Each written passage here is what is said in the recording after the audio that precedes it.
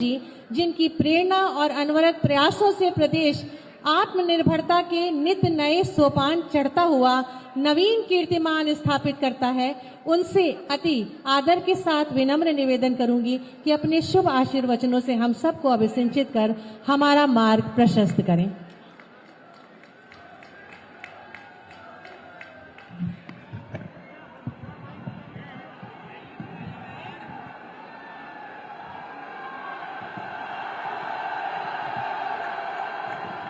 भारत माता की, भारत माता की, भारत माता की, बांके बिहारी लाल की, बांके बिहारी लाल की, जय जय राधे राधे। आज के इस लोकार्पण और शिलान्यास कार्यक्रम में मंच पर उपस्थित प्रदेश सरकार में मेरे वरिष्ठ सहयोगी, प्रदेश के ऊर्जा मंत्री पंडित श्रीकांत शर्मा जी, प्रदेश सरकार में दुग्ध विकास, पशुपालन एवं मत्स्य मंत्री चौधरी लक्ष्मी नारायण जी, माननीय विधायक श्री कारिंदा सिंह जी,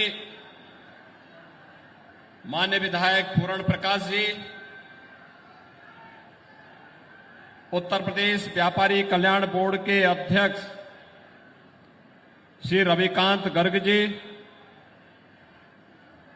उत्तर प्रदेश कोऑपरेटिव बैंक के अध्यक्ष चौधरी तेजवीर सिंह जी, अध्यक्ष राज्य बाल अधिकार संरक्षण आयोग श्री देवेंद्र शर्मा जी, जिला पंचायत अध्यक्ष मथुरा श्री किशन चौधरी जी, महापौर श्री मुकेश आर्य बंधु जी,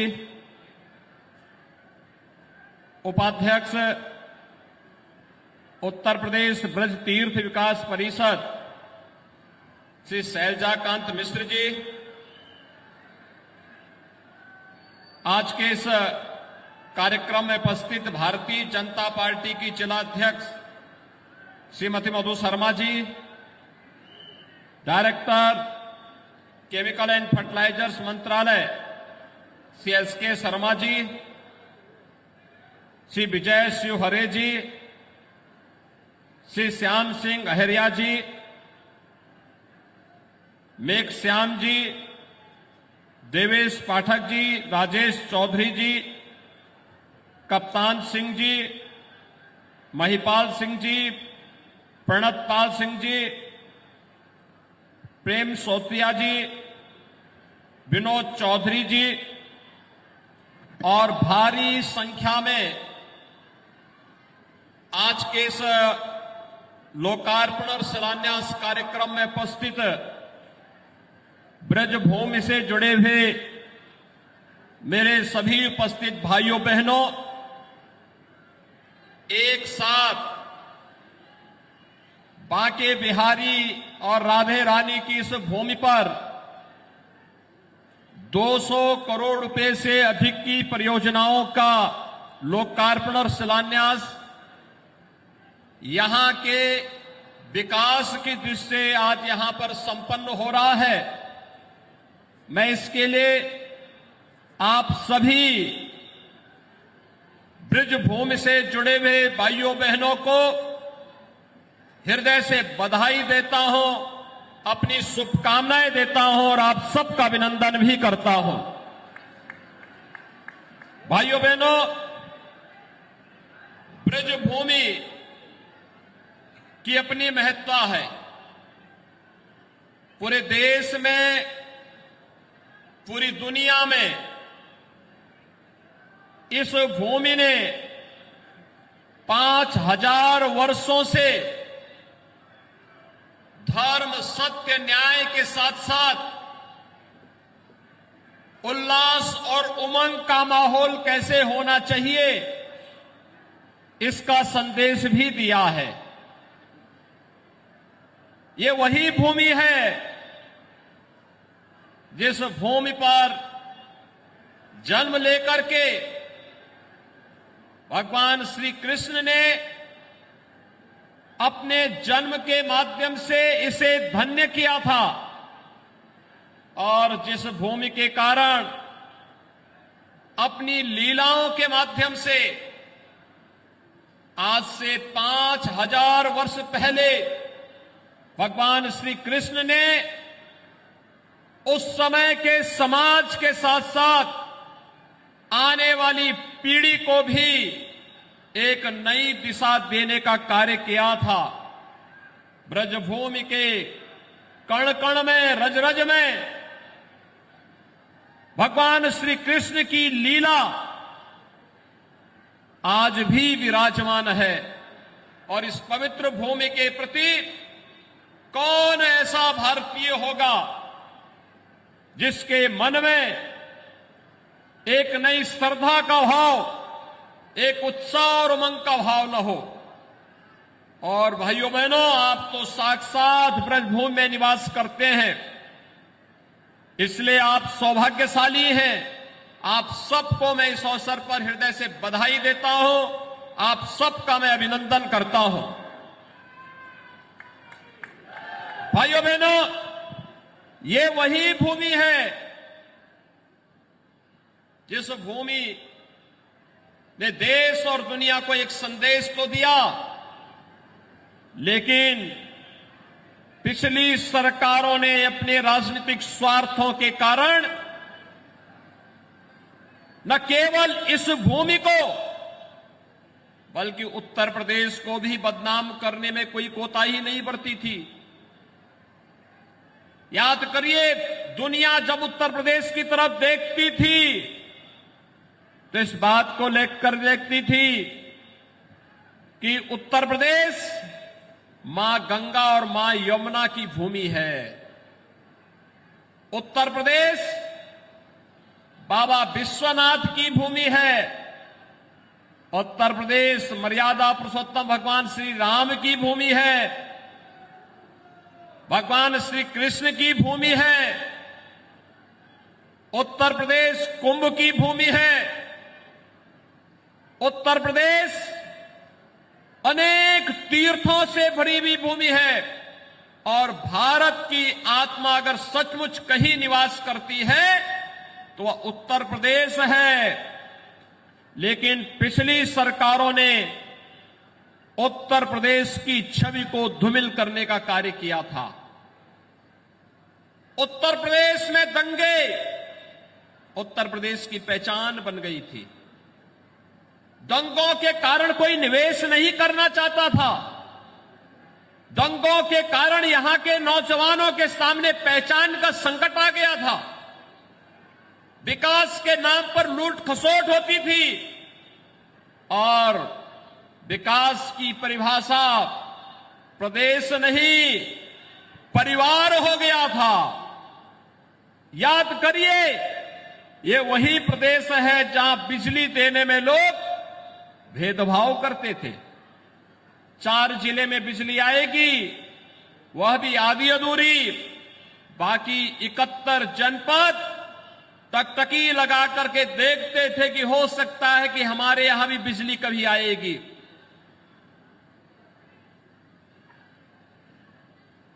कुछ वीआईपी जनपद बना दिए गए थे और उस वीआईपी जनपद के माध्यम से विकास की सभी योजनाओं को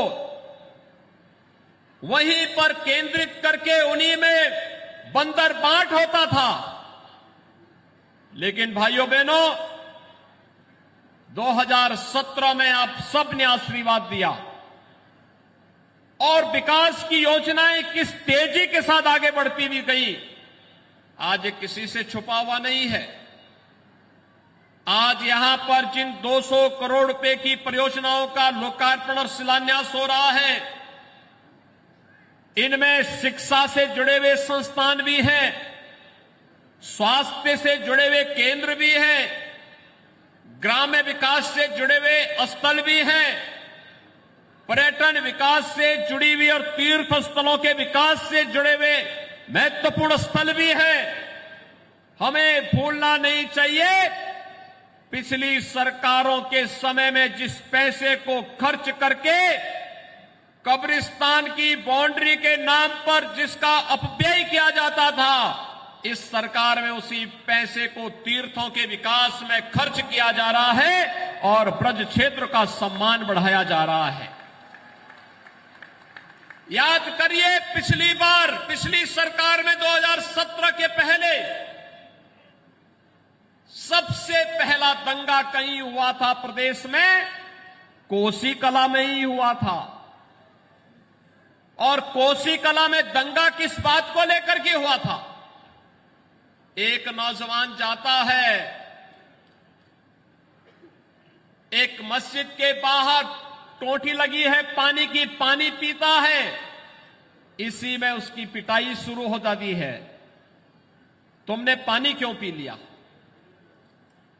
और उसके बाद व्यापारियों के प्रतिष्ठानों को जलाया जाता है। वहां पर जो तांडव उसके बाद हुआ, झूठे मुकदमे दर्ज कर दिए जाते हैं, अनेक प्रकार से प्रताड़ित किया गया था। इसी मथुरा जनपद के अंदर हुआ था। और सत्ता के संरक्षण में किस प्रकार के माफियाओं को संरक्षण दिया जाता था। जवाहर बाग की घटना तो जीवंत उदाहरण है, जिसमें एक एडिशनल एसपी द्विवेदी की निर्मम हत्या कर दी गई थी। भाइयों बहनों, इसी मथुरा में होता था। ऐसे लगता था जैसे उस समय कोई कंस ही साक्षात सत्ता में विराजमान होकर के भावनाओं को रौंदने का कार्य कर रहा हो। लेकिन आपने जब अंगड़ाई ली 2017 के बाद, दंगा नहीं, कोई बलवा नहीं, आज ब्रज तीर्थ विकास परिषद के नाम पर ब्रज क्षेत्र के तीर्थों का विकास हो रहा है। मथुरा, वृंदावन, बरसाना, गोकुल, राधा कुंड, बलदेव, ये सभी तीर्थ स्थल घोषित हो गए हैं। मथुरा पहले एक छोटी सी नगर पालिका थी, आज मथुरा वृंदावन मिलकर के एक बड़े नगर निगम के रूप में विकसित होकर के विकास की नई योजनाओं को लेकर के कार्य हो रहा है। और आज यह तीर्थ क्षेत्र देश और दुनिया के आकर्षण का एक नया केंद्र बनकर के आगे बढ़ रहा है। भाइयों बहनों, विकास की सोच होती है। पहले पेशेवर अपराधी और माफियाओं के लिए प्रदेश के अंदर सत्ता के द्वार खुले होते थे। आज पेशेवर माफिया और अपराधियों के लिए जेल के द्वार खुले हैं। सत्ता नहीं, उन्हें जेल होगी और उनके खिलाफ सख्ती से निपटने का कार्य होगा। यही अंतर देखने को मिल रहा है। पहले विकास एक परिवार का होता था, आज प्रदेश की 25 करोड़ जनता का विकास हो रहा है। पहले विकास के नाम पर उल जलूल योजनाएं अपने स्वयं के स्वार्थों के लिए बनाई जाती थी। उल जलूल योजनाएं पैसा ग्राम्य विकास के लिए नहीं, पैसा तीर्थों के विकास के लिए नहीं, पर्व और त्योहारों के लिए नहीं, कब्रिस्तान की बाउंड्री के नाम पे लूट खसोट करने के लिए दिया जाता था। आपने देखा होगा, अब तो ब्रज तीर्थ विकास परिषद के माध्यम से ब्रज क्षेत्र में भव्य वैष्णव कुंभ का आयोजन होता है। पूज्य संतों का आशीर्वाद प्राप्त होता है। और याद रखना, कितनी भव्यता के साथ, कितनी शालीनता के साथ, कितनी दिव्यता थी यहां के कुंभ में। भव्यता भी थी, दिव्यता भी थी, शालीनता भी थी, संदेश देने वाला आयोजन भी था और 5000 वर्ष पुरानी स्मृतियों को तरोताजा करने का एक माहौल भी था। मुझे आने का सौभाग्य प्राप्त हुआ था। और मैं इसे बाकी बिहारी की कृपा मानता हूं कि द्वितीय लहर के बाद यानी उसके बाद ही बाई होगी, लेकिन जब तक यहां पे वैष्णव कुंभ था तब तक महामारी कहीं उसके आसपास तक पटक नहीं पाई थी। यही तो ईश्वर की कृपा होती है, यही साक्षात कृपा ब्रजभूमि पर थी। और भाइयों बहनों, विकास की इन योजनाओं को जिस मजबूती के साथ आगे बढ़ाने का कार्य हुआ, आज उसी का परिणाम है। मुझे बताते हुए प्रसन्नता है, कोरोना महामारी प्रधानमंत्री मोदी जी के मार्गदर्शन में, उनके नेतृत्व में पूरा देश इस महामारी से लड़ रहा है।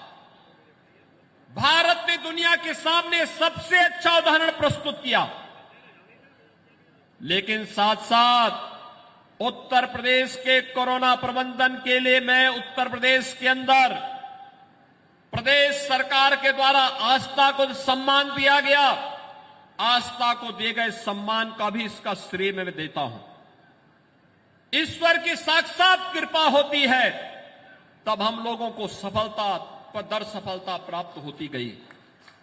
और यही सफलता का रहस्य भी हमारे सामने है कि कोरोना प्रबंधन सबसे बड़ी आबादी के राज्य में जितने बेहतर तरीके से हुआ है, ये किसी से छुपा हुआ नहीं है। आज कोरोना प्रबंधन, फ्री में टेस्ट, फ्री में उपचार, फ्री में अन्न योजना का लाभ। आपने देखा होगा 2020 में भी 8 महीनों तक फ्री में खाद्यान्न देने का कार्य हर गरीब को दिया गया। और भाइयों बहनों, प्रधानमंत्री अन्न योजना प्रधानमंत्री मोदी जी ने मार्च तक बढ़ा दिया, होली तक बढ़ा दिया। कहा जब रंगोत्सव का कार्यक्रम बरसाना में होगा और कोरोना तब तक अगर समाप्त होता है तब तक हम अन्न देंगे, अगर उस तब तक भी समाप्त नहीं होगा उसके बाद भी फ्री में अन्न योजना का लाभ गरीबों को देने का कार्य सरकार करेगी। राज्य सरकार ने भी अन्न योजना को मई तक, अब होली तक बढ़ाने का कार्य किया है। होली तक अन्न योजना अंत्योदय परिवार वालों को 35 किलो खाद्यान्न, 1 किलो दाल, 1 किलो खाद्य तेल, 1 किलो चीनी और 1 किलो नमक के साथ उपलब्ध करवाने का कार्य किया जाएगा। इसी दिसंबर महीने में 12 दिसंबर से इस योजना को हम लागू कर रहे हैं। यानी आज 8 दिसंबर, 4 दिन में, चौथे दिन में इस योजना का लाभ हमारे जनता जनार्दन को 15 करोड़ लोगों को उत्तर प्रदेश के अंदर मिलना प्रारंभ हो जाएगा। पात्र गृहस्थी परिवारों को हर यूनिट पे 5 किलो खाद्यान्न, 1 किलो दाल, 1 किलो खाद्य तेल, 1 किलो नमक देने का कार्य होगा। 12 दिसंबर से देने का कार्य प्रारंभ करेंगे। और वैक्सीन, मोदी जी ने फ्री में वैक्सीन दी। फ्री में वैक्सीन, सबको वैक्सीन। कितने लोगों ने वैक्सीन लगाया है? थोड़ा हाथ खड़ा करके बताओ। मैं आपका अभिनंदन करता हूं, आपने वैक्सीन लिया है। ये वैक्सीन फ्री में है, सबके लिए है। और आप सबसे अनुरोध करूंगा, जिन्होंने 1 डोज ली वो दूसरा डोज भी ले ले। जिन्होंने दोनों ले लिया है वह देखें उनके आसपास कौन लोग हैं जिन्होंने वैक्सीन नहीं लिया है। उन लोगों को वैक्सीन दिलवा दें, क्योंकि दुनिया के अंदर फिर से कोरोना एक नए रूप में देखने को मिल रहा है। सबको वैक्सीन, फ्री में वैक्सीन। प्रधानमंत्री मोदी जी के सहयोग से, उनकी अनुकंपा से उत्तर प्रदेश ने कल 17 करोड़ लोगों को फ्री में वैक्सीन देने का काम कर दिया। 17 करोड़ लोगों को फ्री में वैक्सीन, एक बड़ी संख्या है। देश के अंदर कोई राज्य इतनी बड़ी संख्या में वैक्सीनेशन नहीं कर पाया। 15 से 16 लाख लोगों को प्रतिदिन वैक्सीन दिया जा रहा है। भाइयों बहनों, एक और यह कार्य कोरोना के दौरान में मथुरा आया था और मैंने उस दौरान देखा था आंगनबाड़ी, आशा वर्कर, एएनएम, पंचायत प्रतिनिधि, राजस्व के कर्मी, पुलिस के कर्मी, स्वास्थ्य के कर्मी जिस मजबूती के साथ एक एक व्यक्ति की जान को बचाने में हमारे जनप्रतिनिधियों का सहयोग कर रहे थे, वह अभिनंदनीय है। लेकिन भाइयों बहनों, अभी एक लंबी दूरी तय करनी है। आपने देखा होगा पिछले 4.5 वर्ष के दौरान प्रदेश सरकार बिना रुके, बिना झुके, बिना डिगे, बिना हटे निरंतर प्रदेश के विकास के लिए कार्य करती रही। युवाओं के लिए, किसानों के लिए, महिलाओं के लिए, समाज के प्रत्येक तबके के लिए अनेक प्रकार की योजनाओं को लेकर के आई। सरकार ने तय किया है कोरोना कालखंड में हमारे युवाओं की पढ़ाई पर असर पड़ा। आज प्रदेश सरकार अपने हर युवा को टैबलेट और स्मार्टफोन देने जा रही है इसी महीने। यह भी हम लोग प्रदेश के अंदर लागू कर रहे हैं। टैबलेट और स्मार्टफोन का मतलब अब वर्क फ्रॉम होम ही नहीं होगा। ऑनलाइन एजुकेशन के लिए हमारे युवाओं के लिए एक अच्छा मंच मिलेगा। घर में बैठे बैठे ऑनलाइन एग्जाम भी हो जाएगी, ऑनलाइन एजुकेशन भी होगा। और सरकार इस दिशा में प्रयास कर रही है कि आने वाले समय में क्या हम इस दिशा में प्रयास कर पाएंगे कि हमारे युवाओं को प्रतियोगी परीक्षाओं के लिए इधर उधर का चक्कर काटने की बजाय ऑनलाइन परीक्षा देने के लिए भी, प्रतियोगी परीक्षाओं के लिए भी हम उसको इसके लिए तैयार कर सकें, उस प्रकार की ट्रेनिंग दे सकें। एक उस दिशा में प्रयास सरकार के द्वारा प्रारंभ किया गया है। भाइयों बहनों, सरकार के द्वारा किए जा रहे ये प्रयास बहुत सारे लोगों को अच्छे नहीं लगते। जो लोग दंगाइयों के हमप्रस्त थे, सरप्रस्त थे, दंगाइयों को, भ्रष्टाचारियों को, जिन्होंने अपने परिवार को ही प्रदेश मान लिया था, वे लोग कैसे इसको स्वीकार कर पाएंगे? आपने कोरोना कालखंड में देखा होगा, न कांग्रेस का कहीं पता था, न बसपा का कहीं पता था, न समाजवादी पार्टी का कहीं पता था। ये लोग सभी अपने घरों में होम क्वारंटीन थे, सेल्फ आइसोलेशन में थे। मेरा आप सबसे अनुरोध होगा, चुनाव की आड़ दिखती है, इनमें कुछ हलचल दिखती है, ये लोग कुछ न कुछ षड्यंत्र करने के उसमें रहते हैं, लेकिन इनको बता देने की आवश्यकता है। जब जनता जनार्दन खतरे में थी, उसकी जान खतरे में थी, तब ये लोग होम आइसोलेशन में थे। तो बोलो, अब तुम्हारे लिए सत्ता अभी भी दूर की कौड़ी है, इसलिए कुछ साल और होम आइसोलेशन में रह लो, अभी जनता के बीच में आने की आवश्यकता नहीं। एक संदेश भाइयों बहनों इन लोगों को देने की आवश्यकता है, क्योंकि उत्तर प्रदेश विकास की जिन ऊंचाइयों पर चल रहा है। हम लोग आते थे पहले, मैं आया था 2017 में, इसी मैदान में आया था मैं, और तब मैंने यहां पर कहा था कि एक बार बीजेपी की सरकार बनने दीजिए, इन गुंडों को, इन दंगाइयों को हम ठीक कर देंगे।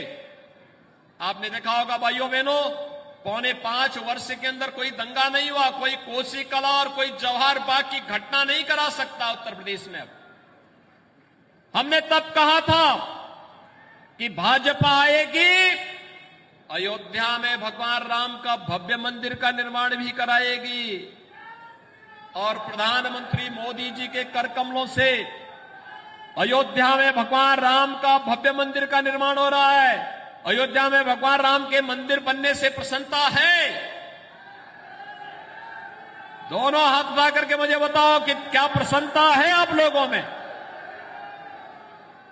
भगवान राम के मंदिर बनने से खुश हैं?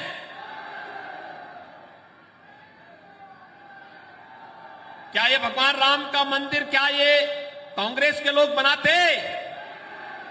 क्या कांग्रेस के लोगों से उम्मीद करते थे? क्या बहुजन समाजवादी पार्टी के लोग अयोध्या में राम का मंदिर बनाते? और बबुआ से तो बोलना ही क्या है। भाइयों बहनों, बबुआ तो अब्बा जान की राह पर होते, राम मंदिर निर्माण के लिए जाते तो गोली मार देते, क्योंकि आतंकवादियों पर दायर मुकदमों को वापस लेने से फुर्सत होती तो आपकी आस्था का सम्मान करते, विकास करते, युवाओं के बारे में सोचते, कृष्ण महिलाओं के बारे में, किसानों के बारे में सोचते। उनके समय में फुर्सत ही नहीं थी। एक तरफ राम भक्तों का सम्मान करने वाली सरकार है और दूसरी तरफ राम भक्तों पर गोली चलाने वाले लोग हैं। एक तरफ आस्था का सम्मान देने वाली सरकार है और दूसरी तरफ अयोध्या के बारे में ये कहने वाले कि परिंदा भी पर नहीं मार सकता, ये कहने वाले लोग हैं। एक तरफ किसानों का सम्मान करते हुए ऋण माफी की कार्रवाई हो या किसान सम्मान निधि से अपने अन्नदाता किसानों को सम्मान करने वाली सरकार है, दूसरी तरफ किसानों के पेट पर लात मारने वाले लोग हैं। एक तरफ प्रदेश के सर्वांगीण विकास के लिए समर्पित भारतीय जनता पार्टी की सरकार है और दूसरी तरफ वे लोग हैं जिन्होंने अपने स्वयं के परिवार के विकास पर ध्यान दिया, प्रदेश के विकास पर ध्यान नहीं दिया। वो बिजली नहीं दे सकते, स्कूलों में शिक्षा की व्यवस्था नहीं कर सकते थे। वे लोग किसानों के साथ जिस प्रकार का अत्याचार करते थे ये किसी से छुपा हुआ नहीं। और इसलिए भाइयों बहनों, आज हम सब आपसे कहने के लिए आए हैं,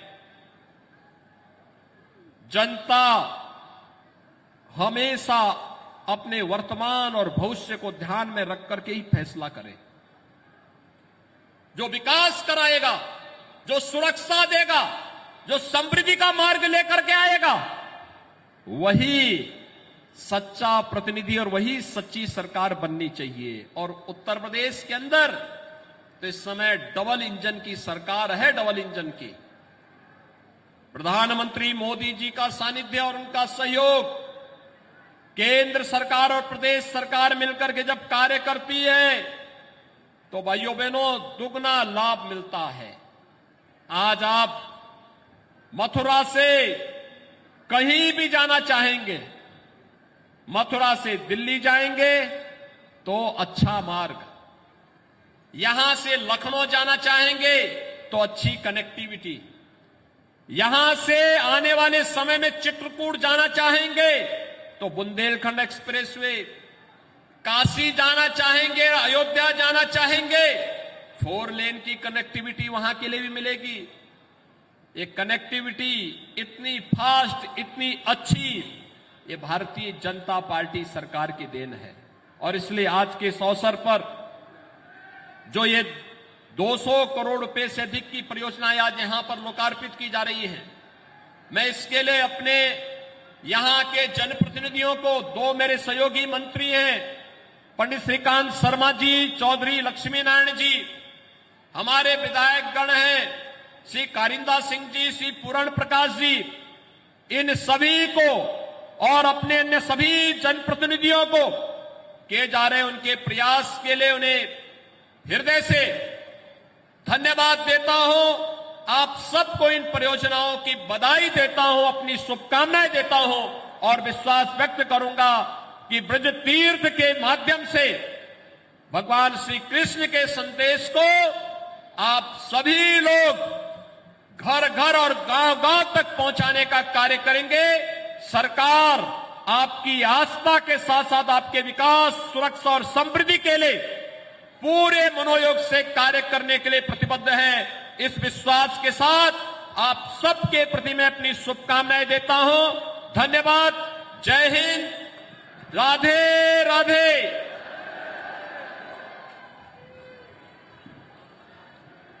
बहुत बहुत आभार माननीय आपके ओज